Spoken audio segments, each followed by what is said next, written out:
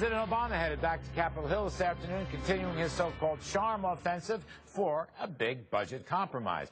According to reports, the president's first meeting with the House GOP conference in more than 2 years proved rather tense as Republicans challenged him on spending, taxes, a balanced budget, and even closing the White House to public tours.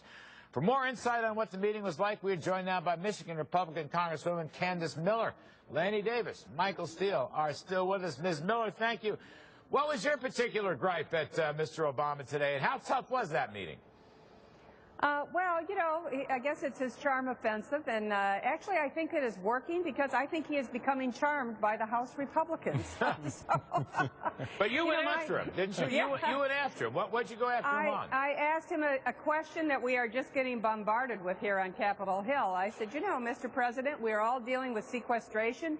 The House members have taken a 5%, then a 6%, and now an 8% cut to our own budgets. I know there's no sympathy for that, but that being said, we're dealing with the sequester the best that we can. No one has ever thought or made any mention about closing the Capitol or the Capitol Visitor Center or this beautiful House office building you see in the rear here. Nobody has said that. And I said, Mr. President, if you have to close the White House to tours and you need money, take it out of our hide. That's exactly what I said to him. I said, we don't have to come to the White House for a Christmas party. Don't invite us over for the White House or the White House picnic. There are a lot of other events there that we don't need to come. Let the children come. And I thought it was very symbolic. What did he say? What did he say, Candace? How did he answer you? He said that it was not his decision, that it was made by the Secret Service. Oh, now, you know, that is a controversy. As we know, his own press secretary, Jay Carney, actually debunked that yesterday, said the Secret Service gave the White House options, and that was the option that they chose. So I'm not sure it's really the right thing for the president to do, to throw the Secret Service under the bus. All right, throw the Secret Service under the bus. Well put. Lanny Davis, last segment you started to talk about this. President, in his interview with George Stephanopoulos, says there is no debt crisis. He also said a balanced budget for his own sake is not important. What's your take on that? Why is he going down that road? I don't know. It's an inconsistent statement to what he committed to Erskine Bowles and what he said in his acceptance speech at the convention. And I have 2 young boys, second family, who he's going to pay the receipts of all these credit cards that we're using. Barack Obama's got to know that liberal Democrats like me consider it a moral issue when you have $16 trillion of debt, and our children are going to have to pay for it. Which happens to be 100% of GDP. You're using the full gross debt story, including the intergovernment accounts, Social Security. That's probably the best way to do it. Okay, that's 100% of GDP. The experts, Carmen Reinhart and other people have said, once you go over 90, 100% of GDP, you got a big problem. That's why I don't understand why he's saying what he's saying. You know, the thing that could stop this economic growth that you're predicting would be if the interest payments go up so high that we are working all to pay interest on our debt. And that's what my children are looking at.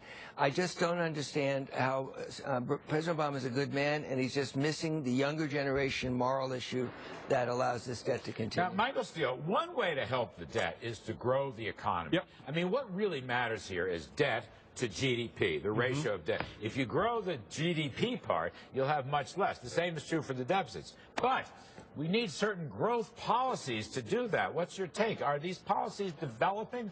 Well, no, they're not. At least not in a way that, you know, guys like you and those who are out there making the money and trying to grow the economy feel confident that down the road that there's some stability, that there's going to be an opportunity to actually move to the next level of growth.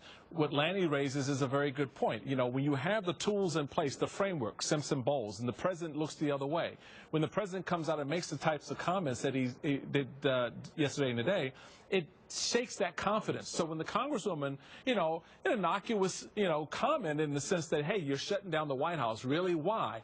Those have rippling effects on a broader scale that people look at and say, well, maybe things aren't going as well. Maybe they aren't going to be as strong as someone like Kudlow says they are going to be. Well, listen. And that gets to how we project growth. I just don't, you know, Candace Miller, I just don't understand why the president would say what he said. All right? Maybe he was shorthand for something. At some point, debt does matter. But as we're talking about here, economic growth matters too. Now, I had Paul Ryan on the program last night with his budget.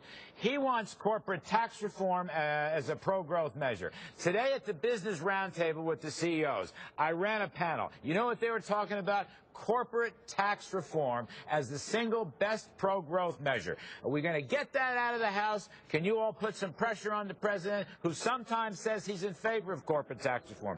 That would grow the economy, and that would help solve the debt problem.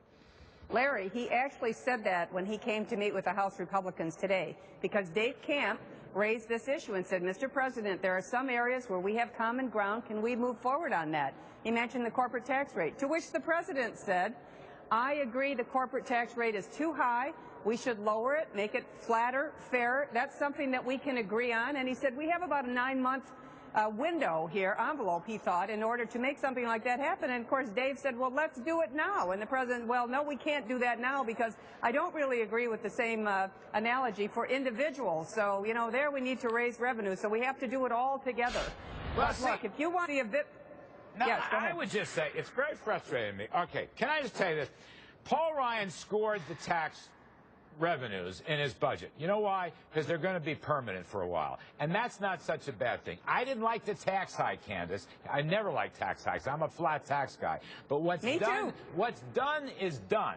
Why don't we leave that alone for the moment, okay? Let it be certainly, and go to the corporate tax reform. That's what you should have heard these CEOs today. That's what they're talking about. And that includes, I'm going to put it to you, Michael Steele, repatriating a couple of $1 trillion that are sitting overseas, because they should do foreign business. That's where the customers are. But when they bring the money back, they shouldn't have to pay a penalty. Incentivize. Repatriate the foreign earnings. Incentivize them to bring the money home, baby. That's the way. That's it. That's the way it needs to work. You buy into that? You buy into that? That flood opens up a whole lot of gates here at home. It's like free money. It's like free investment money. Absolutely. Great job, Lanny Davis. I'm in favor of amnesty for all those trillions and bringing them home, and I'm also in favor of immigration reform. Those are consistent positions. I'm in favor of immigration reform. Are you baiting me? I'm in favor of immigration reform. Not you, but some of my friends on the Republican right side. Kind of immigration reform. I'm in favor of that. Amnesty for everyone. All right, Candace Miller, you're great to help us out. Were there any,